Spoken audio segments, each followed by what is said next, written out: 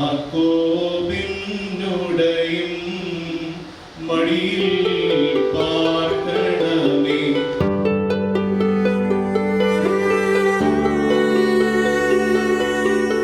In the name of the Father, the Son, and the Holy Spirit. കഴിഞ്ഞുപോയ ദിവസങ്ങൾ, മണിക്കൂറുകൾ ഒരിക്കലും നമുക്ക് തിരികെ ലഭിക്കുന്നില്ല. നമുക്ക് ലഭിച്ചിരിക്കുന്ന സമയം ഏറ്റവും ഉന്നതവും ശ്രേഷ്ഠവുമായ ഉദ്ദേശം നിറവേറ്റാനായിട്ട് നാം ചിലവഴിക്കണം. എങ്ങനെ ഇത് ചെയ്തെടുക്കുവാൻ നമുക്ക് കഴിയും? ഇതായിരിക്കും ഇന്നത്തെ നമ്മുടെ ചിന്താവിഷയം. കേട്ടുകൊണ്ടിരിക്കുന്നത് ആത്മീയ യാത്ര. 80കളിൽ മധ്യകേരളത്തിലെ പല വീടുകളിലും പ്രഭാതത്തിൽ മുഴങ്ങിക്കേട്ട ശബ്ദം അത്തനേഷ്യസ് യോഹാൻ പ്രഥമൻ മെത്രാപ്പോലിത്തയായി മാറിയ KP യോഹന്നാന്റെ വാക്കുകൾ അത്രമേൽ പ്രിയപ്പെട്ടതായിരുന്നു ആ ജനതയ്ക്ക്. എത്രയോ സന്ദർഭങ്ങളിൽ ഞാൻ എൻ്റെ കണ്ണുകൊണ്ട് കണ്ടിരിക്കുന്നു. വടക്കേ ഇന്ത്യയിലെ ജീവിതത്തിലും മറ്റ് പല സ്റ്റേറ്റിൽ പോകുമ്പോഴും ചില സ്ഥലങ്ങളിൽ കുടിക്കാനായിട്ട് ആവശ്യത്തിന് വെള്ളമില്ല. റേഡിയോയിലൂടെ പ്രഭാഷണം നടത്തുകയായിരുന്നില്ല, പകരം കുടുംബത്തിലെ മുതിർന്ന കാരണവർ സംസാരിക്കുന്ന ശൈലിയായിരുന്നു അദ്ദേഹത്തിന്. പതിഞ്ഞ സ്വരത്തിൽ താളത്തിലുള്ള സംസാരവും ഇടയ്ക്കിടയ്ക്ക് പറയുന്ന കഥയും വിശ്വാസികളെ ഏറെ ആകർഷിച്ചിരുന്നു. ഇതുതന്നെയാണ് KP യോഹന്നാനെ ജനകീയ സുവിശേഷകനാക്കി മാറ്റിയത്. ദൈവം തമ്പുരാൻ തല എഴുതി വെച്ചിരിക്കുമ്പോൾ നടക്കട്ടു പോയി ആർക്കറിയും എന്തായിത്തീരുമെന്ന്. ഇങ്ങനെ ഉള്ള ചിന്തയിൽ ജീവിക്കുന്ന ഒന്നും രണ്ടും പേരല്ല, ഒട്ടുമുക്കാൽ ആളുകളും ഇങ്ങനെയാണ് ജീവിക്കുന്നത്.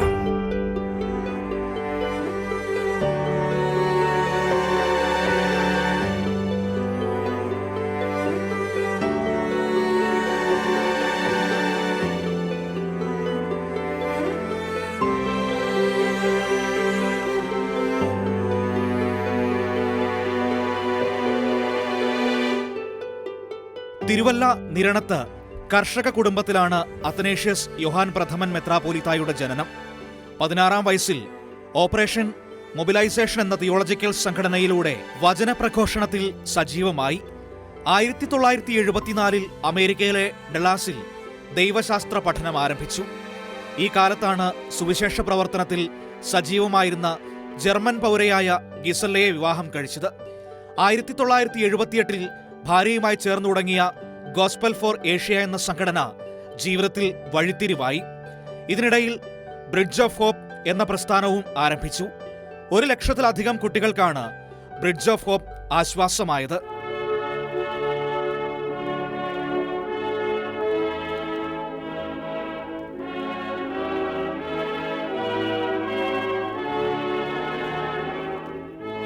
മെത്രാപ്പോലിത്ത തിരുമനസിൻ്റെ ഓർമ്മകൾ കുറഞ്ഞ നിമിഷങ്ങൾ കൊണ്ട് പങ്കുവയ്ക്കാൻ പറ്റുന്ന ഒന്നല്ല.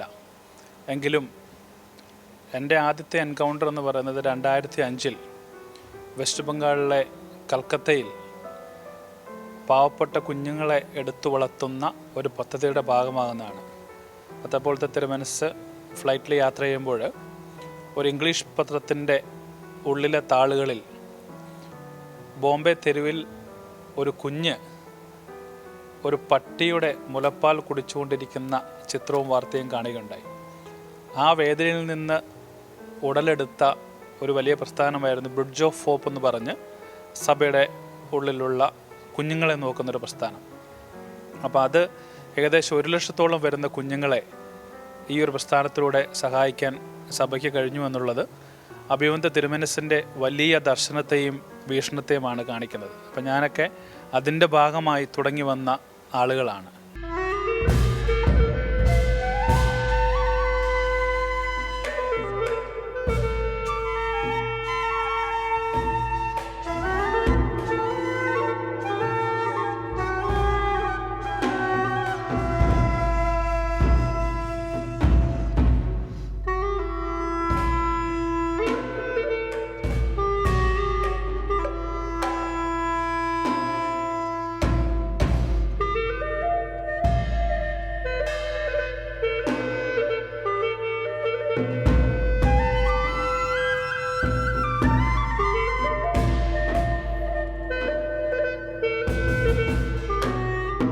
പിന്നീട് ഇങ്ങോട്ട് പുരുളിയിലുള്ള കുഷ്ഠരോഗികളെ, സുന്ദർബൻ എന്ന് പറയുന്ന ഏഷ്യയിലെ ലാർജസ്റ്റ് ഡെൽറ്റയായിട്ടുള്ള സുന്ദർബനിലുള്ള വിധവകളെ, അങ്ങനെ രാജ്യത്തിൻ്റെ പല ഭാഗത്തും ഡൽഹിയിൽ തെരുവിൽ കിടക്കുന്ന കുഞ്ഞുങ്ങളെ എടുത്തു വളർത്തുന്ന കേന്ദ്രം ഇതുവരെ ഏകദേശം 1000-ഓളം കുഞ്ഞുങ്ങളെ പുനരധിവസിച്ച് കഴിഞ്ഞു. അങ്ങനെ ഒരുപാട് പ്രവർത്തനങ്ങൾ അഭിവന്ദ്യ തിരുമനസിൻ്റെ നേതൃത്വത്തിൽ നടത്തുകയുണ്ടായി. കഷ്ടപ്പെടുന്നവരുടെ കൂടെ എന്നും താങ്ങായി തണലായി ഉണ്ടാകണം എന്നുള്ള തിരുമേനിയുടെ വലിയ ചിന്ത. യേശുവിൻ്റെ സ്നേഹം എന്ന് പറയുന്നത് മറ്റുള്ളവരെ സഹായിക്കുക എന്നുള്ളതാണല്ലോ. അപ്പോൾ ആ സ്നേഹം പ്രവൃത്തികളിലൂടെയാണ് മറ്റുള്ളവർക്ക് കൊടുക്കുന്നത് എന്നുള്ള തിരുമനസിൻ്റെ ചിന്ത, അതാണ് ഞങ്ങളെ നയിച്ചിരുന്നത്. മുന്നോട്ടും അത് തന്നെയായിരിക്കും നയിക്കുന്നത്. അപ്പം തിരുമേനിയെ ഓർക്കുമ്പോൾ എനിക്ക് തിരുമേനിയുടെ സ്നേഹവും കരുണയും തിരുമേനിയുടെ മറ്റുള്ളവരുള്ള അനുകമ്പയും മാത്രമാണ് എൻ്റെ മനസ്സിലേക്ക് ഓടിയെത്തുന്നത്.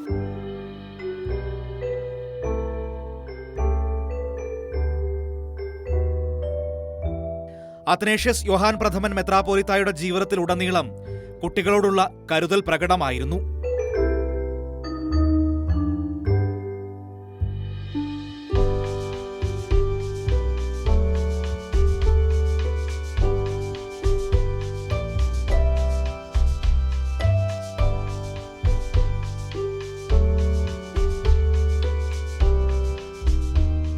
മുംബൈയിൽ ഞങ്ങളുടെ ഭദ്രാസനത്തിൽ ഞങ്ങളുടെ അവിടുത്തെ മാർട്ടിൻ മോർ അപ്രയം തിരുമേനിയുടെ കൂടെ ഒരു പ്രായമുള്ള അമ്മയും ഒരു കൊച്ചു പൈതലുമുണ്ട്. ഈ കഴിഞ്ഞ 2 ആഴ്ചയ്ക്ക് മുമ്പേ നാട്ടിൽ നിന്ന് പോകുമ്പോഴും ആ തിരുമേനിയെ വിളിച്ചിട്ട് ആ അമ്മയുടെ കാര്യവും ആ പൈതലിൻ്റെ കാര്യവും ചോദിച്ചു. എന്നിട്ട് ഞങ്ങളുടെ മാർട്ടിൻ തിരുമേനിക്ക് ട്രാൻസ്ഫറുണ്ട്. തിരുമേനി ആവശ്യമെങ്കിൽ ആ അമ്മയും ആ മകനെയും കൂടെ തിരുമേനിയോട് കൊണ്ടുപോയി അവരെ സംരക്ഷിക്കണം. അപ്പോൾ ഒരു സഭ സുവിശേഷ ദൗത്യത്തിൽ എങ്ങനെ മുന്നോട്ട് പോകണം, അതിന് മാർഗരേഖ. അതേസമയം ഒരു സഭ സമൂഹത്തിൽ നിന്ന് എങ്ങനെ ശുശ്രൂഷിക്കണം, അത് വളരെയധികം ദീർഘവീക്ഷണത്തോടുകൂടെ കാണിച്ചു തന്ന ഒരു പിതാവാണ് ഞങ്ങളുടെ.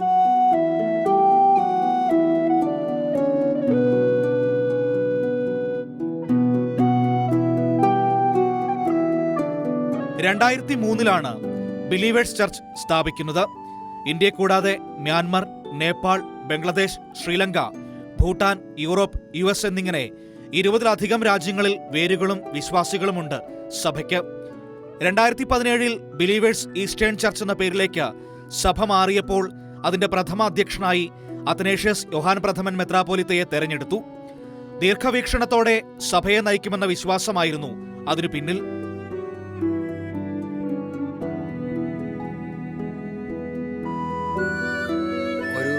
പിതാവ് എങ്ങനെ അവരുടെ മക്കളെ പരിപാലിക്കുന്നു, സ്നേഹിക്കുന്നു, കരുതുന്നു, അവരുടെ ഭാവിക്ക് വേണ്ടി, അവരുടെ മുന്നേറ്റത്തിന് വേണ്ടി എന്തെല്ലാം ചെയ്യാൻ ആഗ്രഹിക്കുന്നു, ആ രീതിയിലുള്ള ഒരു വ്യക്തിത്വമായിരുന്നു ഞങ്ങളുടെ പിതാവ്. അത് കുടുംബ ജീവിതത്തിൽ ആണെങ്കിലും ഞങ്ങളുടെ ഓരോരുത്തരുടെയും ബന്ധത്തിൽ മക്കളെ അന്വേഷിക്കും, അവരുടെ പഠിത്തത്തെ അന്വേഷിക്കും, കൊച്ചന്മാരെ അന്വേഷിക്കും, എല്ലാം അന്വേഷിച്ച് ഇതെല്ലാം കൂടെ എങ്ങനെ മനസ്സിൽ കൊണ്ടു നടക്കുമെന്നുള്ളതാണ് ഞങ്ങളുടെ ചിന്ത. ഒന്നും മറക്കത്തില്ല. ഒരു സഭയുടെ പിതാവെന്ന് പറയുമ്പോൾ ഞങ്ങൾക്ക് വേണ്ട ദർശനവും മാർഗദർശനവും ഒരു വഴികാട്ടിയും, സഭ എങ്ങനെ മുന്നോട്ട് പോകണം, സുവിശേഷ പ്രക്രിയകൾ എങ്ങനെ നടത്തണം, സമൂഹത്തിനും അശരണർക്കും എങ്ങനെ നമ്മുടെ സഭ ഒരു വലിയ ത്രാണിയായി, ഒരു സ്രോതസ്സായി നിൽക്കണം, ഇതൊക്കെയുള്ള തിരുമേനിക്ക് എപ്പോഴും പറയാൻ. ദൈവമേ, നീ പരിശുദ്ധനാകുന്നു.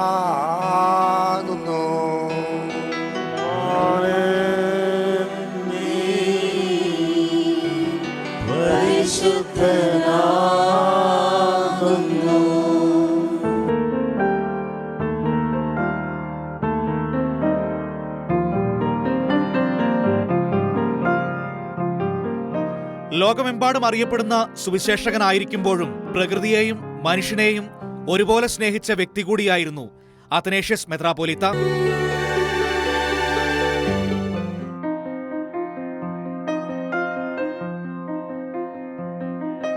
തിരുവല്ലായിലെ സഭാ ആസ്ഥാനത്ത് എത്തുന്നവർക്ക് പ്രകൃതിയെ തൊട്ടറിയാൻ ഒരവസരം കൂടിയാണ് കിട്ടുന്നത്. അത്യപൂർവമായ ശിംശഭ വൃക്ഷം ഉൾപ്പെടെ 1000-ലേറെ മരങ്ങളും ഫലവൃക്ഷങ്ങളും ഏക്കർ കണക്കിന് വിസ്തീർണമായ ജലസംഭരണിയും ഇവിടുത്തെ പ്രത്യേകതയാണ്. വേനലിൽ പോലും ക്യാമ്പസിലെ മുഴുവൻ ആവശ്യങ്ങൾക്കും തടാകത്തിലെ വെള്ളം തന്നെയാണ് ഉപയോഗിക്കുന്നത്. ദേശാടന പക്ഷികൾ ഉൾപ്പെടെ 100-ലേറെ ഇനങ്ങളിലുള്ള പറവകളാണ് ബിലീവേഴ്സിന്റെ ഹരിതത്തോട്ടത്തിൽ സന്ദർശകരായി എത്തുന്നത്.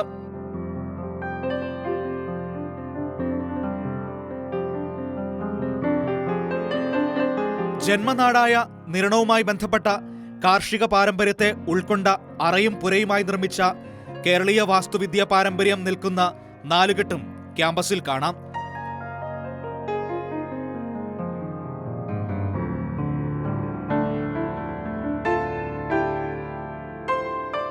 പ്രകൃതിയെപ്പറ്റി സംസാരിക്കുക മാത്രമല്ല, പ്രകൃതിയോട് ഇണങ്ങിയ ജീവിതം നയിച്ചുകൂടിയായിരുന്നു മെത്രാപ്പോലീത്ത മാതൃക കാട്ടിയത്.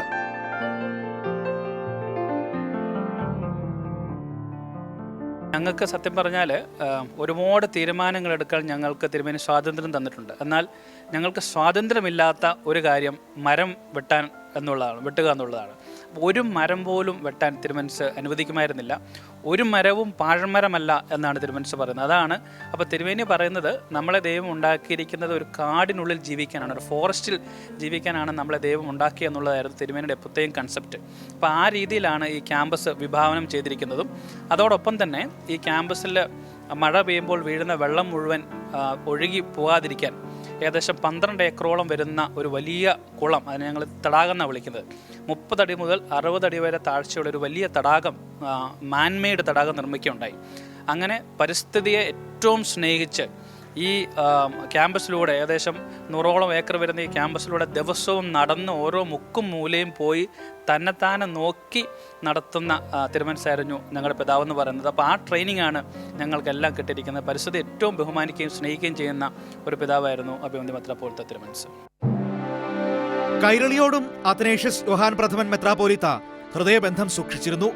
ഡോക്ടേഴ്സ് അവാർഡ്, ഫിലിപ്പോസ് മാർ ക്രിസോസ്റ്റം മാർത്തോമ വലിയ മെത്രാപ്പോലീത്തയുടെ ജന്മശതാബ്ദി ആഘോഷം, 100 കണക്കിന് കുരുന്നുകൾക്ക് ആശ്വാസമായി മാറിയ ഹൃദയ കൈരളി തുടങ്ങിയ നിരവധി തവണ കൈരളി ഒരുക്കിയ വേദികളിൽ വലിയ ഇടയൻ പങ്കെടുത്തു. സാധാരണക്കാർക്ക് ചുരുങ്ങിയ ചെലവിൽ മികച്ച ചികിത്സ ലഭ്യമാക്കാനാണ് മധ്യ തിരുവിതാംകൂറിന്റെ കേന്ദ്രമായ തിരുവല്ലയിൽ ബിലീവേഴ്സ് മെഡിക്കൽ കോളേജ് അത്തനേഷ്യൻസ് മെത്രാപ്പോലീത്ത സ്ഥാപിച്ചത്.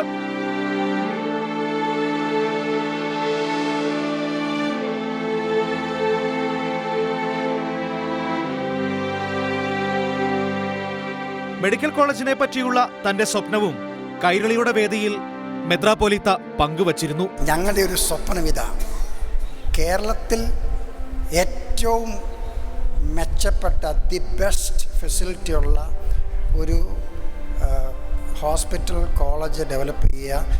എന്നിട്ട് ഭാഗ്യവശാൽ ഇന്ന് ലോകത്തിലേക്ക് ഏറ്റവും കൂടുതൽ ഒപ്റ്റിക് കേബിൾസ് ഇട്ടിരിക്കുന്ന രാജ്യം ഇന്ത്യയാണ്. ഇതിലൂടെ വേറെ ഒരു 1000 സ്ഥലങ്ങളിൽ ആശ്വാസം എത്തിക്കുവാൻ കഴിഞ്ഞാൽ ഞങ്ങൾ ജയിച്ചു. ഇത് ഞങ്ങളുടെ വലിയ സ്വപ്നമാണ്.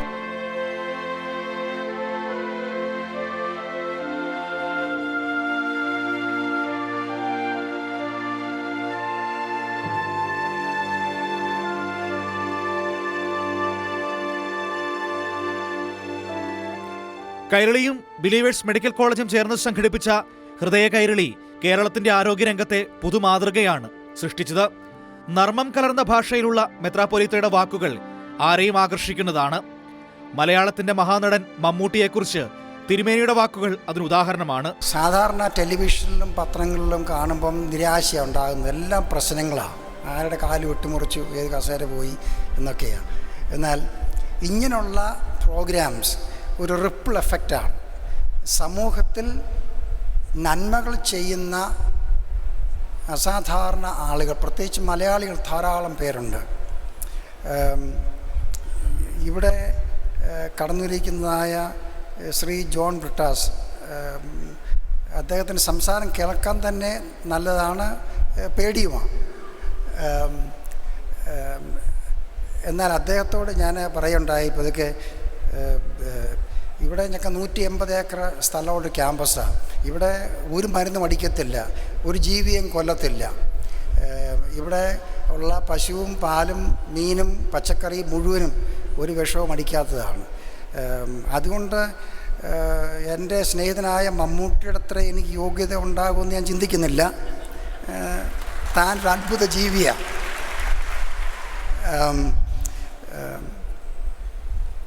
ഈ തിരുമേനിമാർ സിനിമ കാണാൻ പോകുന്നൊക്കെ പറയുന്നത് അത് പോകുന്നവരാണെങ്കിലും പറയത്തില്ല. പക്ഷേ ഞാൻ സിനിമ കോട്ടെ പോകുന്നില്ലെങ്കിലും ഞാൻ വാച്ച് ചെയ്യുന്ന ഏറ്റവും കൂടുതൽ ഇഷ്ടപ്പെട്ട സിനിമകളിൽ ഏറ്റവും പ്രധാന സിനിമ എൻ്റെ സ്നേഹിതനായ മമ്മൂട്ടി അവതരിപ്പിക്കുന്ന സിനിമയാണ്. ഇന്ന് ഉച്ചയ്ക്കും ഒരു സിനിമയുടെ പകുതി ഞാൻ കണ്ടു, പോക്രി രാജ.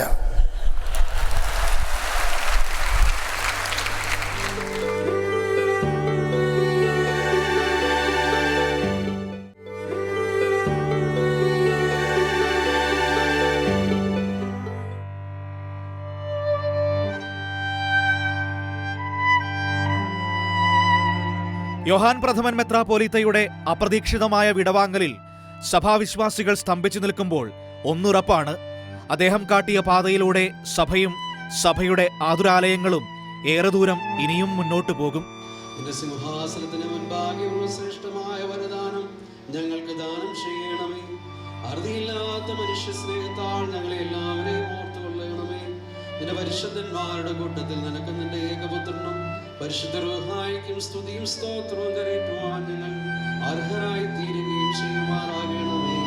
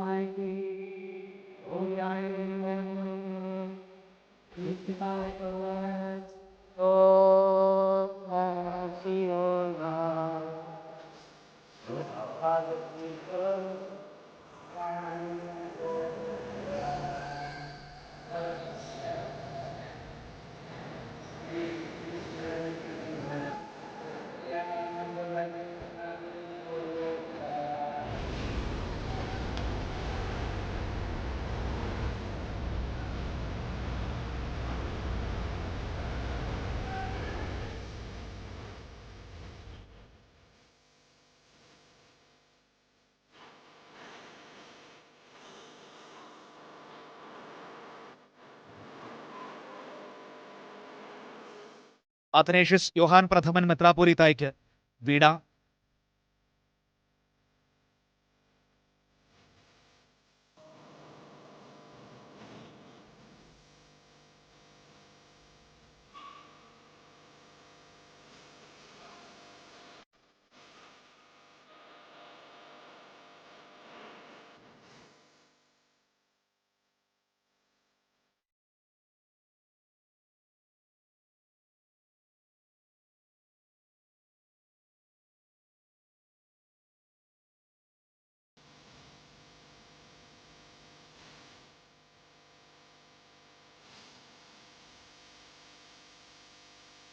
എല്ലാവരോടുമുള്ള അനുശോചനം അറിയിക്കുകയും അദ്ദേഹത്തിൻ്റെ സ്മരണക്ക് മുമ്പിൽ ആദരാഞ്ജലികൾ അർപ്പിക്കുകയും ചെയ്തുകൊണ്ട്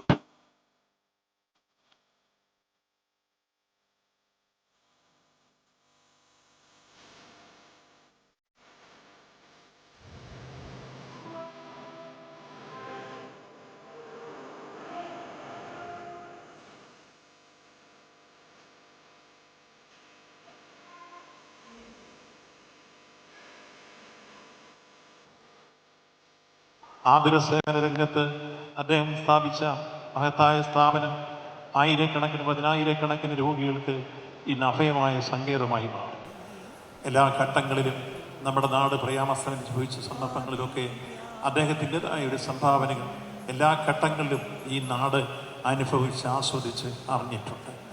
ഇടപെടുന്നവർക്കൊക്കെ വിട്ടുപിരിയാനാവാത്ത സൗഹൃദം സ്ഥാപിച്ചു ഏറ്റവും നല്ല ജീവകാരുണ്യ പ്രവർത്തകനായി സമൂഹത്തിൻ്റെ നാനാ മേഖലകളിൽ വിലപ്പെട്ട രൂപത്തിലുള്ള സംഭാവന നൽകി ഈ സമൂഹത്തിന് അദ്ദേഹം നൽകിയ എല്ലാ നല്ല സൽക്കർമ്മങ്ങളും എല്ലാ ഘട്ടങ്ങളിലും ഈ നാട് വിസ്മരിക്കാത്ത അനുഭവങ്ങളായി നമ്മുടെ മനസ്സിൽ നിലകൊള്ളുമെന്ന കാര്യത്തിൽ സംശയമില്ല. ബിലീഫേഴ്സ് ഈസ്റ്റേൺ ചർച്ചിൻ്റെ സർവശക്തനായ ഒരു വലിയ തിരുമേനിയുടെ വേർപാട് നമ്മുടെ സമൂഹത്തിൽ വലിയ നഷ്ടമാണ് ഉണ്ടാക്കിയിട്ടുള്ളത്. ഞാനും മെത്രോപൊലിത്തയുമായി യോഹന്നാൻ തിരുമേനിയുമായി ഏറ്റവും അടുത്ത ബന്ധങ്ങൾ വെച്ചു പുലർത്തിയിട്ടുള്ള ആളാണ്. എത്രയോ വർഷക്കാലത്തെ ആത്മബന്ധം വെച്ചു പുലർത്തിയ ആദരണീയനായ യോഹന്നാൻ മെത്രോപൊലിത്തയുടെ ദുഃഖത്തിൽ ഇടതുപക്ഷ ജനാധിപത്യ മുന്നണിയും ഞങ്ങളെല്ലാവരും ദുഃഖിക്കുന്നു. ബിലീവേഴ്സ് മെഡിക്കൽ കോളേജ് മാത്രമല്ല, ബിലീവേഴ്സ് ചർച്ച് മാത്രമല്ല, ബിലീവേഴ്സ് സ്ഥാപനം ഒന്നൊന്നായി പടുത്തുയർത്തി ഒരുപക്ഷെ കേരളത്തിലെ ഏറ്റവും നല്ല വികസിത നാടായി തിരുവല്ലയെ മാറ്റുന്നത് സുദീർഘമായ പങ്കാണ് നിർവഹിച്ചത്. തീർച്ചയായിട്ടും അദ്ദേഹത്തിൻ്റെ വേർപാട് സംസ്ഥാനത്തിന് നഷ്ടമാണ്, നമ്മുടെ നാടിന് നഷ്ടമാണ്. അദ്ദേഹം ഉയർത്തിക്കൊണ്ടുവന്ന എല്ലാ നല്ല ആശയങ്ങളും അദ്ദേഹത്തിൻ്റെ സഭയിലൂടെയും തലമുറകളിലൂടെയും ഈ നാട് തുടർന്നും നടപ്പാക്കാൻ പരിശ്രമിക്കുവാൻ പ്രതീക്ഷയും ആകസ്മികമായ അദ്ദേഹത്തിൻ്റെ വേർപാടിൽ വ്യക്തിപരമായ ദുഃഖം മനുഷ്യരും അതിലുപരി സംസ്ഥാന ഗവൺമെൻറ്റിന് വേണ്ടിയുള്ള ഇപ്പോൾ മനുഷ്യരും അറിയിച്ചുകൊണ്ട് എൻ്റെ അനുശോചനം രേഖപ്പെടുത്തിക്കൊണ്ട് അവസാനിക്കും.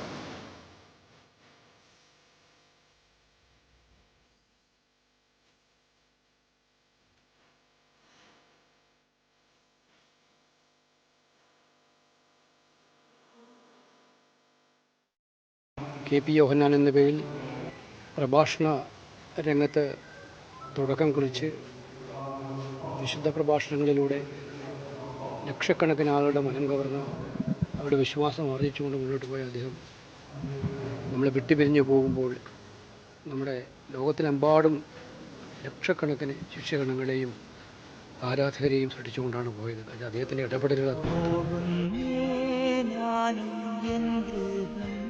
അദ്ദേഹം പടുത്തുയർത്തിയ ലോകമെമ്പാടുമുള്ള ആത്മീയ യാത്രയുടെ ഓരോ തലത്തിലും അദ്ദേഹം ഏറ്റവും വലിയ തോതിൽ അടയാളപ്പെടുത്തുന്ന ഒരു കാലത്താണ് ഈ അകാല വിയോഗം എന്നുള്ളതാണ് ഏറ്റവും വേദനാജനകമായ കാര്യം. അദ്ദേഹത്തിൻ്റെ സംഭാവനകൾ തന്നെയാവും ഈ സഭയെ സംബന്ധിച്ചും സഭാവിശ്വാസികളെ സംബന്ധിച്ചും മുന്നോട്ട് പോകുമ്പോൾ ഏറ്റവും വലിയ പ്രചോദനമായി മാറുക. തിരുമേനിയുടെ ഏറ്റവും ശക്തമായ സംഭാവനകൾ തന്നെയാവും ഇനി മുന്നോട്ടുള്ള കാലത്ത് ഈ യാത്രയിൽ ഈ വിശ്വാസ സമൂഹത്തെ സംബന്ധിച്ചും പൊതുവിൽ അദ്ദേഹത്തെ ആദരിക്കുന്ന, അദ്ദേഹത്തെ ബഹുമാനിക്കുന്നവരുടെയും ഒക്കെ മനസ്സിലെ ഏറ്റവും വലിയ ഓർമ്മകളായി ഉണ്ടാവുക. ഓർമ്മകൾക്ക് മരണമില്ല എന്ന് പറയുന്ന നിലയിൽ അക്ഷരം പ്രതി ശരിയായ ഒരു സാഹചര്യത്തിലൂടെയാണ് നമ്മൾ കടന്നു പോകുന്നത്. ഒരു മാധ്യമപ്രവർത്തകൻ എന്ന നിലയിൽ ഞാൻ പ്രവർത്തിക്കുന്ന കൈരളി ന്യൂസ് ആവട്ടെ, കൈരളി ചാനലാവട്ടെ, വി ചാനലാവട്ടെ, ഇതെല്ലാം ഉൾക്കൊള്ളുന്ന മലയാളം കമ്മ്യൂണിക്കേഷൻസുമായി ഏറ്റവും മികച്ച ബന്ധം പുലർത്തിയ വ്യക്തിത്വമായിരുന്നു ബഹുമാന്യനായ തിരുമേനി എന്ന് പ്രത്യേകം ഓർമ്മിക്കുന്നു ഞാനിവിടെ.